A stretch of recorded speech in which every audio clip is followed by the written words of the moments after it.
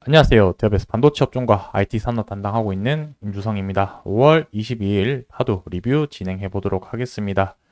자, 이제 엔비디아 실적 발표가 얼마 남지 않은 상황이기도 하고요. 거기와 관련된 이야기들을 오늘 영상에서 좀 말씀드려 보려고 합니다. 그래서 이제 전반적으로 엔비디아 관련된 이야기를 첫 번째로 주제로 한번 말씀드려 보려고 하고요. 그리고 두 번째로는 이제 파도 전방 산업에 대해서 현재와 미래라고 했는데 관련된 뉴스 기사들을 하나씩 또 살펴보면서 현 상황이 어떤지에 대해서 한번 말씀드려 보도록 하겠습니다. 자, 그리고 지난번 영상에서 보조 지표를 가지고 또 이제 차트 가격을 한번 또 확인을 해보자라고 했었는데 뭐 여러 가지 지표들이 많이 있죠. 뭐 RSI 지표도 있고 뭐 스토캐스트 뭐 슬로우라든지 패스트 뭐 이렇게 여러 가지 지표들이 있는데 저는 뭐 그냥 하나의 지표를 가지고 어떤 식으로 해석을 했는지에 대해서 한번 말씀드려 볼 테니까 좋아요, 구독 한 번씩 눌러주시고 영상 시청해 주시면 감사하겠습니다. 자, 먼저 엔비디아와 관련된 이야기 몇 개 좀 살펴볼 텐데 엔비디아와 좀 연관이 되어 있는 부분이라고 한다면 SK 하이닉스 부분이 좀 이야기를 들 수 있을 것 같습니다. 자, 관련된 뉴스 기사를 보게 되면은 오늘 주가 자체도 또 52주 신고가를 달성을 했습니다.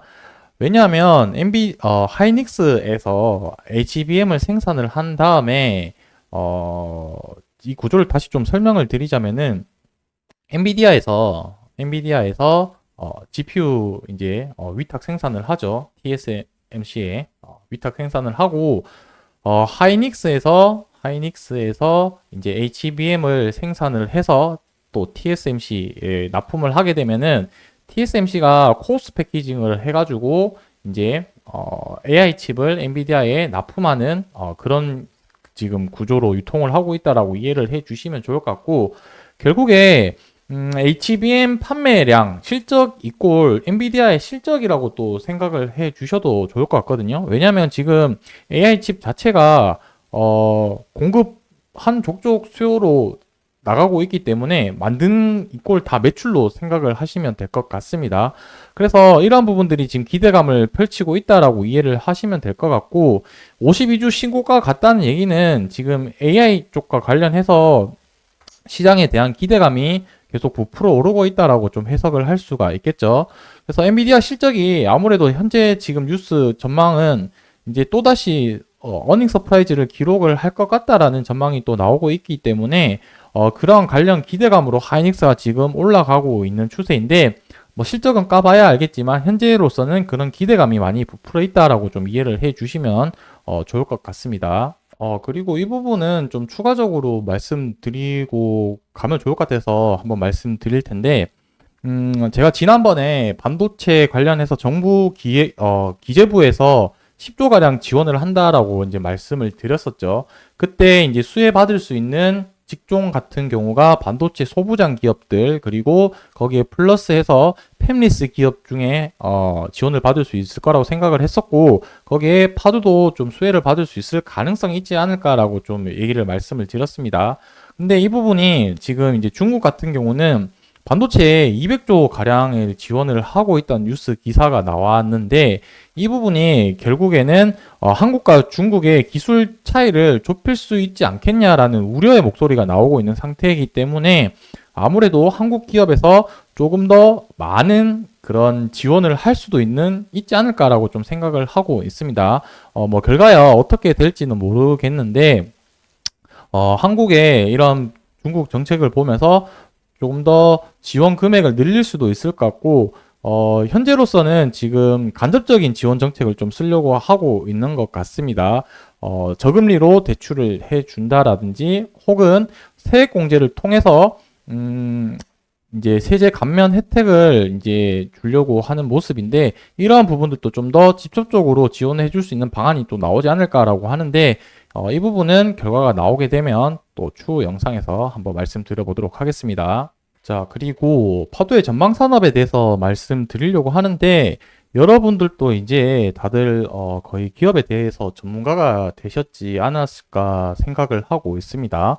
파도 같은 경우는 데이터 센터에 들어가는 SSD 컨트롤러를 제작하는 설계하는 업체다라고 기억을 해 주시면 좋을 것 같고, 자, 여기서 이제 화두가 되는 부분은 이제 데이터 센터가 있고 AI 데이터 센터가 있다라고 말씀을 드렸습니다. 자, 두 개의 차이는 이제 목적이 조금 차이 난다라고 좀 보시면 될 것 같고, 이 부분은 제가 계속해서 좀 말씀을 드렸던 부분이긴 하지만 한 번 더 말씀드리고 넘어가자면은 데이터 센터 같은 경우는 저장 중심이라고 보시면 될 것 같고, AI 데이터 센터 같은 경우는 연산의 중심이라고 목적으로 보시면 될 것 같습니다. 그래서 데이터 센터 같은 경우는 주요 제품이 SSD라고 보시면 될 것 같고, AI 데이터 센터는 GPU라고 이렇게 좀 기억을 하시면 좋을 것 같은데, AI 데이터 센터에도 SSD가 분명히 들어간다. 근데 데이터 센터에 비해서 AI 데이터 센터의 SSD 비중이 많이 낮기 때문에 상대적으로 중요도가 떨어진다라는 점은 기억을 해 두셨으면 좋을 것 같고, 하지만 이 AI 데이터 센터에도 여전히 SSD가 들어간다는 점은 우리가 고려를 해야 되는 부분이고, 현재로서는 지금 산업 분위기가 어떻게 바뀌고 있냐라고 말씀을 드렸던 부분은 이 AI 데이터 센터에서 많은 데이터들을 학습, 연산, 추론을 통해서 방대한 데이터들이 결국에는 데이터 센터에 저장이 필요하기 때문에 이 데이터 센터의 수요도 올라가고 있는 상황이다 라고 말씀을 드렸습니다. 근데 거기와 더불어서 지금 이 데이터 센터와 관련해서 핵심 키워드가 무엇이냐면, 지금 전력이 계속해서 시장에서 이슈를 받고 있고 관련된 주가도 많이 상승을 하고 있다라고 보시면 될 것 같습니다. 자, 왜냐면 이제 이 AI 데이터 센터가 그만큼 많은 데이터들을 전력 수요를 많이 빨아들이고 있기 때문에 그만큼 전력에 대한 이슈가 계속해서 문제가 되고 있는 부분인 거고, 이 여기서도 보시다시피 AI 데이터 센터용 같은 경우는 전력 소비량이 일반 데이터 센터보다 훨씬 많다라는 게, 저는 여기서 어떤 투자 아이디어를 얻었냐면은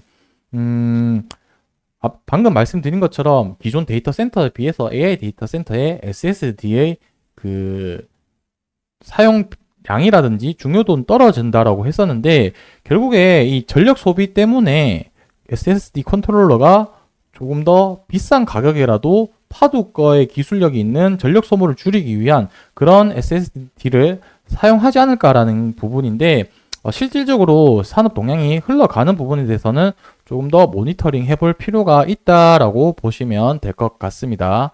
그래서 관련돼서 이 내용과 연장선이긴 한데, 이러한 전력 문제를 해결하기 위해서 K 이제 한국 기업들이 이슈가 되고 있다라고 보시면 될 것 같고, 이제 보시면 빅테크 기업들, 아마존, 구글, 메타, 이 부분들이 결국에 파두가 고객사로 원하는 기업들이라고 보시면 될 것 같죠.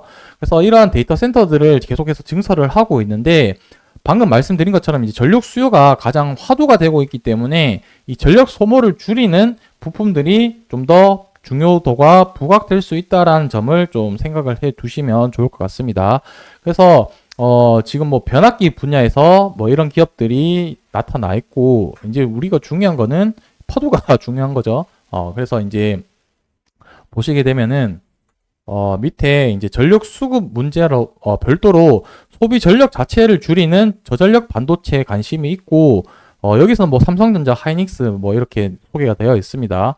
그리고 추가적으로 이제 HDD 저장 장치가 HDD에서 SSD로 넘어가고 있고, 여기서 이제 보시면은 파두 같은 경우가 글로벌 AI 데이터 센터에 필요로 하는 저전력 고효율 SSD 컨트롤러 기술을 보유하고 있다라는 점은 우리가 계속 좀 관심 있게 봐야 되는 포인트지 않을까라고 생각을 하고 있습니다. 제가 지난번 영상에도 말씀드렸지만 하이닉스랑 삼성전자에서도 고용량 SSD를 납품을 하고 있지만 파두만큼의 성능의 기술력은 갖추어져 있지 못하다라는 점을 강조를 드렸었고, 뿐만 아니라 지금 파두 같은 경우는 전력 반도체 PMIC라든지 CXL 이런 부분들도 지속적으로 연구 개발을 하고 있기 때문에 이러한 부분들의 매출 부분도 상당히 기대가 된다라고 봐주시면 좋겠습니다. 저는 이제 마지막으로 차트 가격 보조지표 하나 좀 소개해 드리고 가자면은, 보조지표라는 것 자체가 여러분들이 투자 의사결정을 할 때 하나의 참조사항으로 좀 생각을 하시면 좋을 것 같고, 이 보조지표가 이렇게 나왔기 때문에 투자는 이렇게 해야겠다라는 의사결정 도구로 사용을 하시면 안 된다는 점은 좀 강조를 드리고 내용 말씀드리도록 하겠습니다.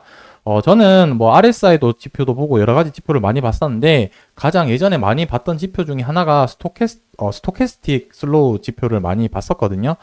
이 스토캐스틱 슬로우 같은 경우는 고점과 저점에 대비를 해서 현재 주가 위치가 어느 정도 위치에 해 있는지 나타내는 지표라고 좀 보시면 될 것 같습니다. 그래서 지표 추가를 해서 이제 스토캐스틱 패스트가 있고 슬로우가 있는데, 저는 좀 슬로우를 사용을 한다라고 보시면 될 것 같고, 자, 여기서 뭐 이제 뭐 지표 설정을 하는 게 있는데, 저는 그냥 여러분들에게 이러한 지금 나타나고 있는 상태다 정도만 보여드릴 거기 때문에 따로 지표 설정은 하진 않겠습니다. 그래서 이 스토캐스트 슬로우가 어떤 식으로 계산이 되어지냐면, 분모값이 있는데, 분모값 같은 경우는 고가 빼기 저가 이렇게 되고요. 그 다음에 분자 같은 경우는 현재 주가 빼기 저가로 나타나시면 이게 스토캐스틱 슬로우라고 보시면 될 것 같습니다. 자, 그래서 지금 이 스토캐스트 슬로우 값이 작아지려면 어떻게 돼야 되냐면, 분모값이 커지거나 혹은 분자 값이 작아져야지 스토캐스트 슬로우가 값이 낮아지는 걸로 생각을 하시면 될 것 같고, 분자 분모에 지금 저가라는 항목이 고정되어 있기 때문에 결국 변수는 그 기간 동안에 고가 가격이랑 현재 주가 가격에 따라서 스토캐스틱 가격이 정해진다라고 보시면 될 것 같습니다. 그래서 이걸 가지고 어떤 거를 활용을 하면 좋냐면, 현재 주가와 스토캐스틱 슬로우 보조지표가 괴리가 발생되는 다이버전시가 나타났을 때 우리는 이 구간이 유의미한 구간이라고 저는 해석을 많이 했었고, 그게 어느 구간이냐면 최근 이제 구간이라고 좀 보시면 될 것 같습니다. 자, 그래서 최근에 지금 이 저점 구간을 비해서 이 저점 가격이 주가가 올라가게 되었는데, 이 스토캐스틱 슬로우 지표를 보시게 되면은 오히려 이렇게 떨어지는 그런 그림을 좀 보이고 있습니다.